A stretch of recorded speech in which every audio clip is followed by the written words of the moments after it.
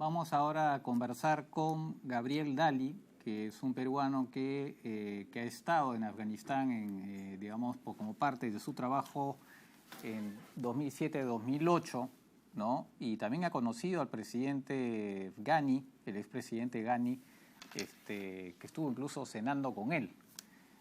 Gabriel, muchas gracias por estar con nosotros. ¿Qué tal? Buenas tardes, muchas gracias.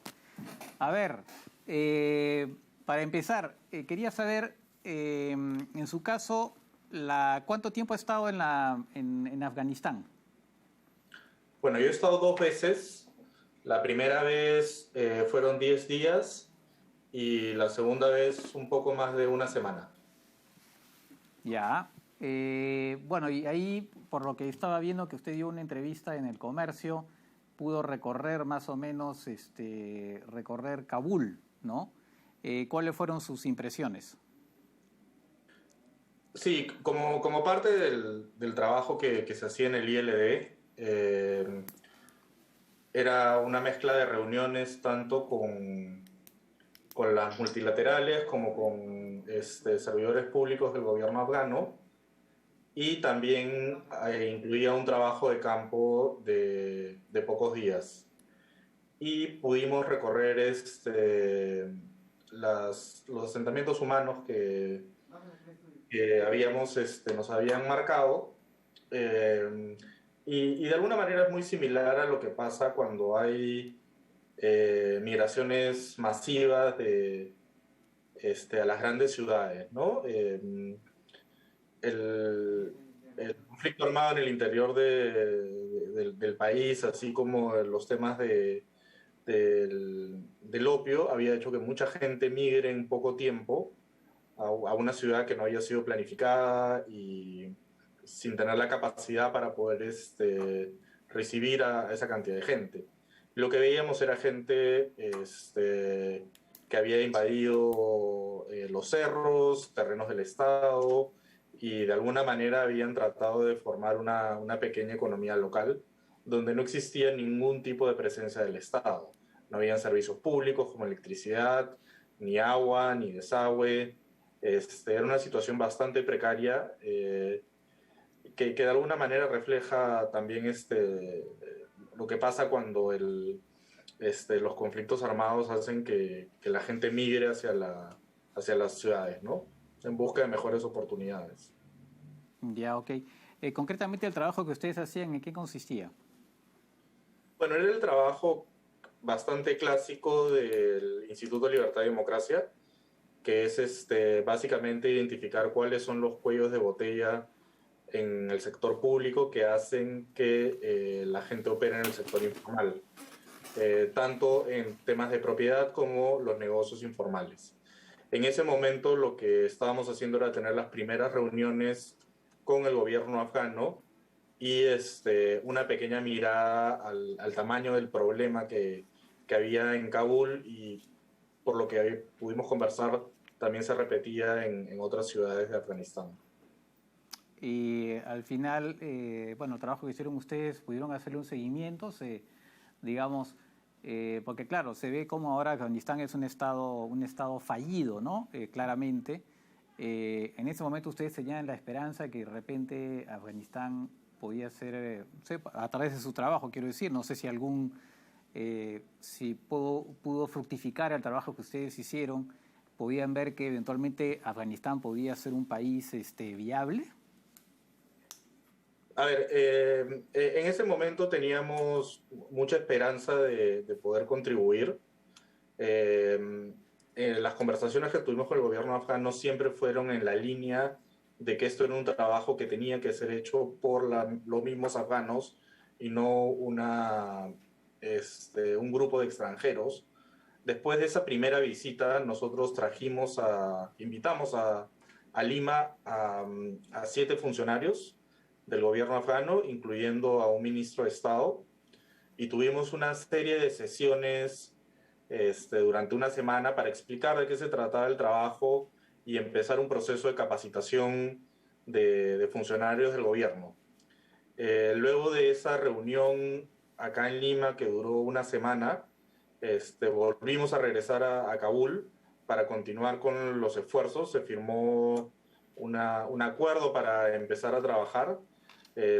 Lamentablemente ahí hubieron una serie de cambios y el trabajo no se pudo concretar con un equipo del ILD de manera formal en Afganistán. O sea que su trabajo ahí quedó trunco.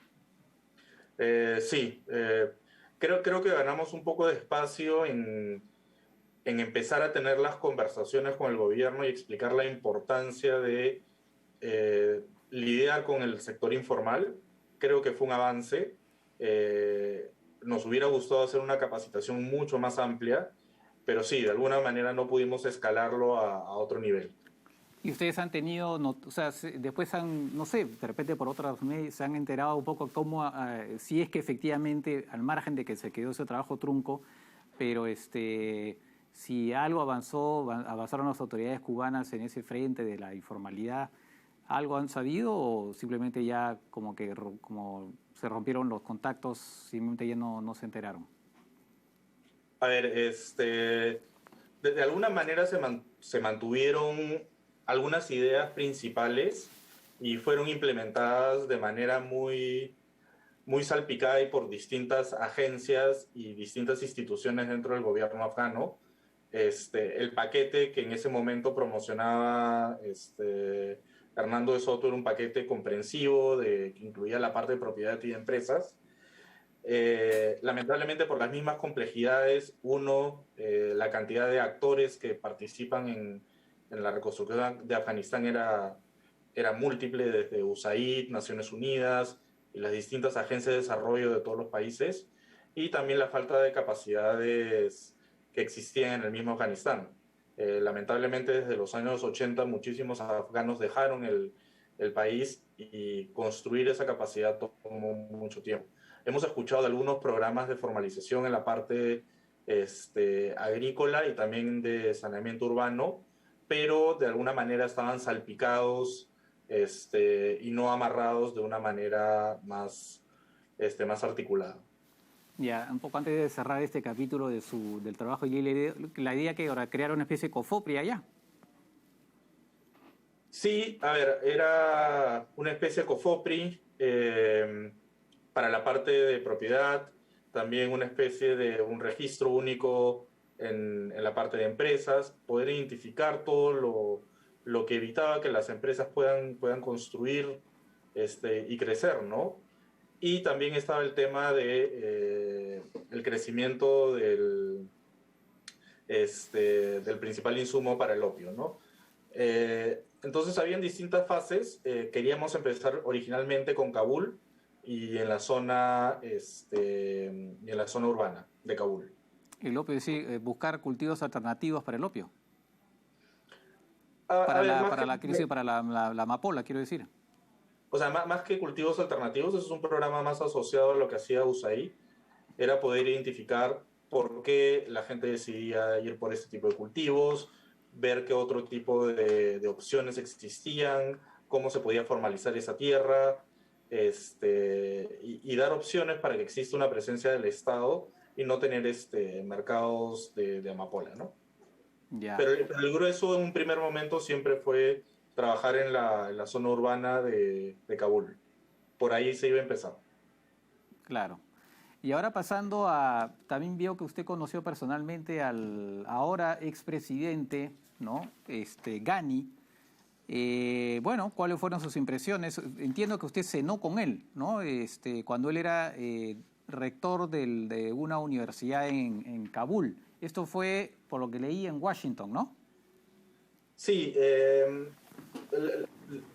precisamente el doctor Ghani era miembro de una comisión de Naciones Unidas que presidía Hernando de Soto con Madeleine Albright, y el ILD tenía muy buena relación con Ashraf y con su instituto. Es más, él ha estado en Perú 2 veces, porque venía a tener reuniones con el ILD, y Hernando tenía reuniones con él 2 veces al año de manera obligatoria por esta comisión. la impresión es, para mí, era una persona sumamente inteligente, comprometido con el país, de un carácter bastante encendido, por decirlo de alguna manera, y muy directo a la hora de hablar. No tenía mucha paciencia, pero una persona muy preparada y muy comprometida con el desarrollo de Afganistán. Él ponía mucho énfasis en que las reformas que se fueran a hacer tenían que ser impulsadas por los mismos afganos. De acuerdo. Bueno, ¿y qué piensa de esto?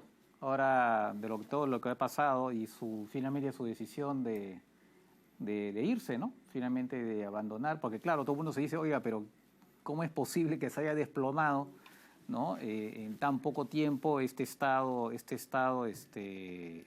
afgano y sobre todo su ejército, ¿no? Un ejército que supuestamente pues había sido formado por los norteamericanos y al final todo se cae. ¿Qué impresión le produce eso? A ver, las razones por las cuales existe un abandono del gobierno afgano y una toma del poder por parte de los talibanes son múltiples, ¿no? Uno puede regresar en el pasado, entender toda la serie de problemas que han habido, y más a corto plazo un acuerdo que ha sido bastante débil.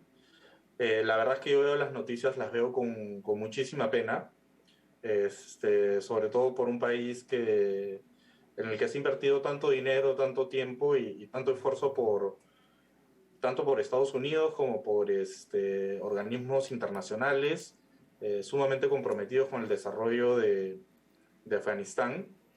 Las razones por las cuales el presidente Ghani ha dejado el país pueden ser múltiples. He leído de todo. Desde mi experiencia personal, yo creo que ha sido por un tema de seguridad, es una opinión personalísima. Y lo digo porque él ha tenido que abandonar el país en distintas oportunidades y siempre termina regresando. A él en una época perdió su casa en el centro de Kabul, regresó para volverla a conseguir y es una persona que siempre regresa a su país. Pero la verdad es que los detalles exactos no lo sé, es simplemente una hipótesis. De acuerdo. Bueno, muy bien, pues interesante en todo caso esta impresión de primera mano del expresidente Ghani. Bueno, y también un poco el trabajo que estuvieron haciendo ahí aunque haya quedado trunco, ¿no? Ahí en Afganistán. Muchas gracias por este testimonio y bueno, esperemos como todos que las cosas vayan a, no sé si solucionarse, pero en fin, que no vayan a ir tan mal en Afganistán. Así es, esperemos eso. Muchas gracias. Gracias.